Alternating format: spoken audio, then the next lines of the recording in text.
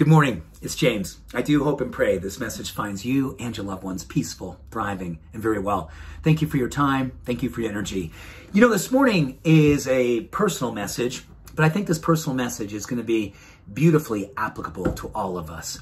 I've been open with all of you over the last number of years since we started this treehouse experience that I have dyslexia, and it was undiagnosed until my early 20s. So between starting in sort of nursery school, kindergarten, up through elementary and high school, I suffered dramatically for not being able to learn in traditional ways, struggling with math, reading.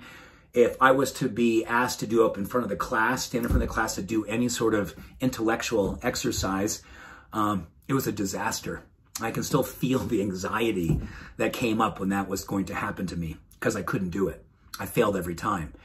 But there was a time in high school, this is where the good news comes in. Let's get to the good news, where I was doing an intro to psychology class. And I was so used to just not being good at pretty much everything.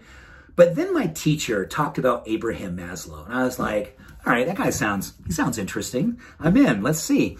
And then he went on to say that there's this thing called self-actualization. And what it's really basically all about is these are the ones who are living creatively. These are the ones who are living up to their potential.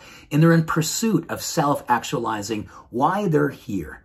I heard that and I was like, I'm not sure if I know what that means exactly, but I want that. And that turned me on to this whole, look at me today, right? I am so into self-actualization. I love it. And even though, according to Abraham and all the researchers, we don't ever fully self-actualize, but we get a chance to each and every day move towards it. And that's the goal of life, for emotional resilience, for positivity, for joy, you name it. It's happening there. So I want to share with you some characteristics of what Abraham Maslow said are self-actualizing tendencies, things that we can practice each and every day. So these are beautiful. Number one, self-actualizers, they practice being comfortable and easy to accept themselves. They practice being easy and comfortable accepting others. This is the open nature of how they see life. They're task-oriented, and they're focused on applying their unique energy to solving challenges. They're spontaneous, they're natural, they're true to oneself, and they love to own one's truth.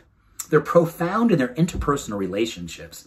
People who they love know how deeply they are loved. That one is really good. They have a continuous freshness about how they appreciate life. Each and every day they go in with zeal and gratitude. And lastly, they're socially openly compassionate. They're not afraid of being seen as people who care.